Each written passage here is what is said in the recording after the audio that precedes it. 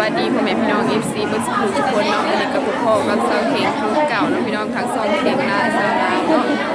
มีสาวเข่งกาลงวัดใส่บาตรจำนำพรรษาเนาะพ่อแม่พี่น้องแต่ว่าเอาหนุ่มเสือแขนยาวเนาะเพราะอากาศมันอยากหนาวเนาะพี่น้องกาใส่บาตรที่ลงเนาะพี่น้องแล้วก็ส่งบรรยากาศอยู่วัดเนาะว่าเป็นยังไงพี่น้องอันนี้ก็เป็นบรรยากาศภายในวัดเนาะพี่น้องก็ทั้งชัวทางยาคูกับ10ป่ายเนาะเกือบ20องค์พุ่นแหละเนาะพ่อแม่พี่น้องใส่บาทอยู่หลุมพุ่นเนาะ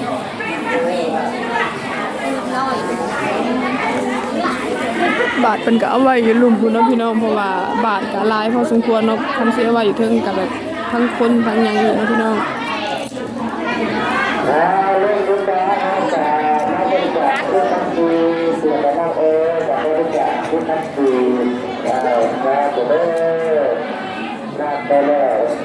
มาเด้อพี่น้องมาเอาบุญนำกันเนาะอันนี้ก็สิเป็นขันซาวเค้กเนาะพ่อแม่พี่น้องตอนนี้น้ำหยาดเนาะแล้วก็ดอกไม้ต้องเสื้อแขนยาวเด้อพี่น้องวันนี้ไม่ได้แต่งตัวอันนั้นหรอกเพราะว่าคือมันอย่างหนาวเนาะนี่ก็เป็นขนมซาวเค้กซื้อกับสาวไก่เมื่อวานนี่เลยพี่น้องก็ปั่นกันกับแม่เนาะ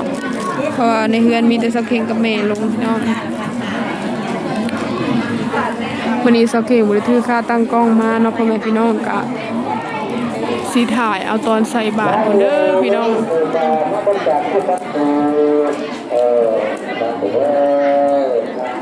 ก็สิประมาณนี้เนาะตอนนี้เนาะพ่อแม่พี่น้องเพิ่นก็สิได้ทยอยลงไปใส่บาตรอยู่ทั้งหลุมแล้วเนาะ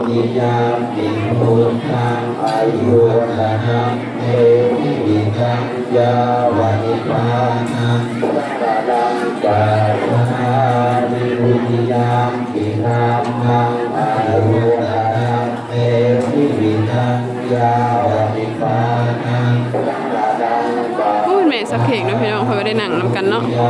เพิ่นก็เริ่มทยอยลงไปใส่บาตรแล้วพี่น้อง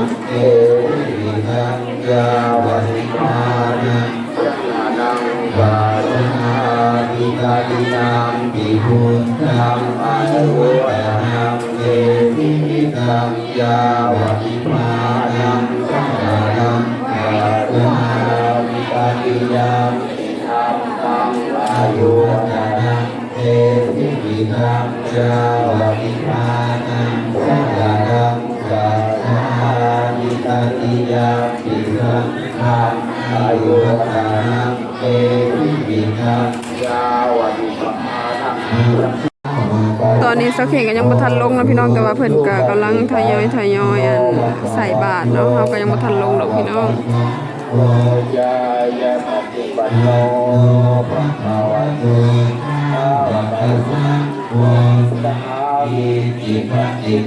เพิ่นก็ต่อคิวยาวพี่น้องเฮาก็สิไปน้ำหลังหมู่พุ่นแหละเนาะยาสิตาลิโกลิรายุคานิอัตตาปุเรสัต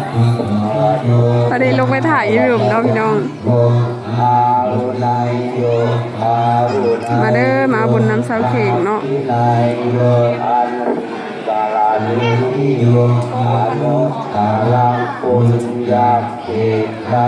โล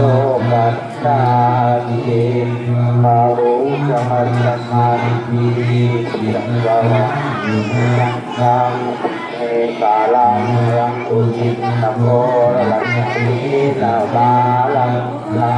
ลาบิสัมบาอินาทิโสโมหิคิวยังแบบเป็นยังต่อแถวยาวเนาะพี่น้องเขาก็ยังสิบทันได้ลบไว้ดอกเนาะมาลาสิเลกามาปิยุนอิตามาลาอิโคลัมปานาลามาปัสสาลพังพันธีอิสิกายุสิกาทิวาโมหิโมยัตเกปัจจาพระมังเก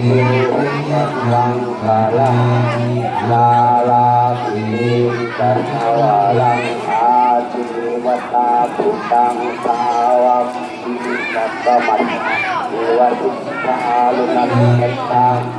มาเด้อพี่น้องมาเบิ่งเพิ่นใส่บาตรเนาะสาวบ้านห้วยยางเด้อพี่น้อง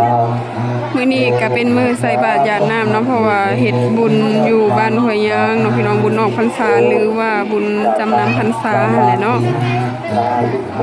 มื้อนี้ก็เป็นมื้อสุดท้ายแล้วใส่บาตรหยาดน้ำเนาะพี่น้อง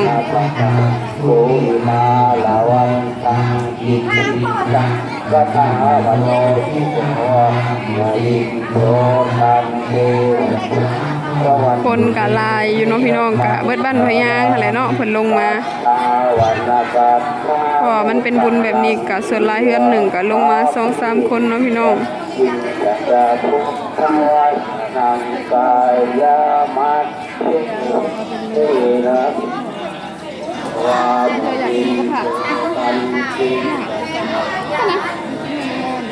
มังสาราจาบัตจัปปาตุวาจาตุโลตาเห็นกันสวัสดีสาวปูนาอย่างกับปูนาคาเคนี่ค่ะคนอยู่ในวัดนะพี่น้องกันพูดหลายๆไปเลยนะเพราะว่าเป็นลงไปใส่บาตรเบิดแล้วพี่น้อง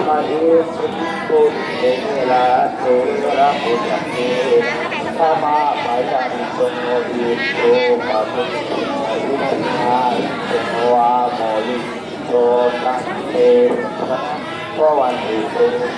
มังสาลาอุนชาหัตถานไปกินจุ่มผมมังสัมภาษณ์แต่เดียวกินมันเกี่ยวไหมกินแล้วมันหายไหมซิ้วขึ้นเลยแก้คำถามว่าซิ้วยังขึ้นตอนนี้สักเพลงก็ลงมาสีใส่บาทแล้วนะผมนะพี่น้องสิประมาณนี้เนาะเดี๋ยวสักเพลงก็สิไปต่อคิวใส่บาทน้ำเพิ่นเนาะนี่เสาไก่นอนน้อยเนี่ยนะไปเห็นยังมาปุ๊ดอะไร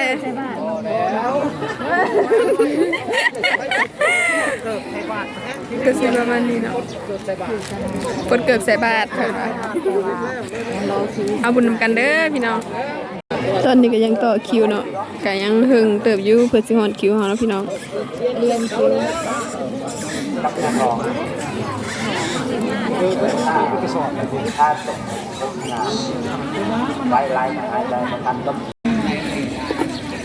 แดดก็ยักส่องเนาะพี่น้องเพราะว่าเสาเพลงไทยทางนี้เนาะมาอาบุญนำกันเด้อพี่น้องคนก็ใกล้สิเบิดแล้วเนาะพี่น้องบ่ลายไปเลยเนาะเอาแล้วไม่ใช่เบิดเอาก็สิย่างไปเอาเกิบทางหลังพุ่นเนาะพี่น้องเขาก็สิขึ้นไปเทิงแล้วบัดนี้ก็ได้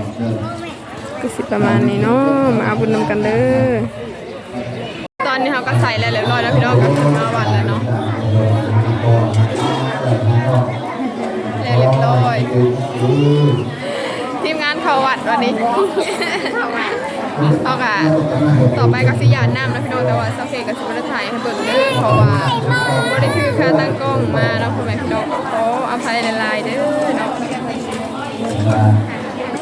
ตอนนี้เนาะพ่อแม่พี่น้องครูบาจัวเพิ่นกำลังสั่นเข่าเนาะสักเพลงก็ไปใส่เข่าบูชาอยู่ธาตุแล้วเรียบร้อยแล้วพี่น้องนี่คนบางส่วนเพิ่นก็ขึ้นไปแล้วเนาะเพราะว่าที่เรือกะถ้าเอากระตุกเนาะพี่น้องคือว่าผ้าขาวนั่นเองเนาะตอนนี้พญาเพิ่นกะกำลังสั่นเข่าอยู่เนาะเฮากะถ่าเนาะพี่น้องสักเพลงกะกินข้าววัดเด้อพี่น้องวันนี้กับซาปูนาเนาะมีแดดแล้วพี่น้องนี่ก็โอเคเนาะพี่น้องสำหรับคลิปนี้ซาวเพลงก็สิขอจบเพียงสำนี้เด้อฝากพ่อแม่พี่น้องกดไลค์กดแชร์กดติดตามเพื่อเป็นกำลังใจซาวเพลงเฮ็ดคลิปหน้าต่อไปเนาะที่สำคัญก็อย่าลืมกดกระดิ่งแจ้งเตือนเพื่อสิบ่พลาดคลิปใหม่ๆจากช่องเคงล่าซาวลาวเนี่ยเด้อพี่น้องสบายดี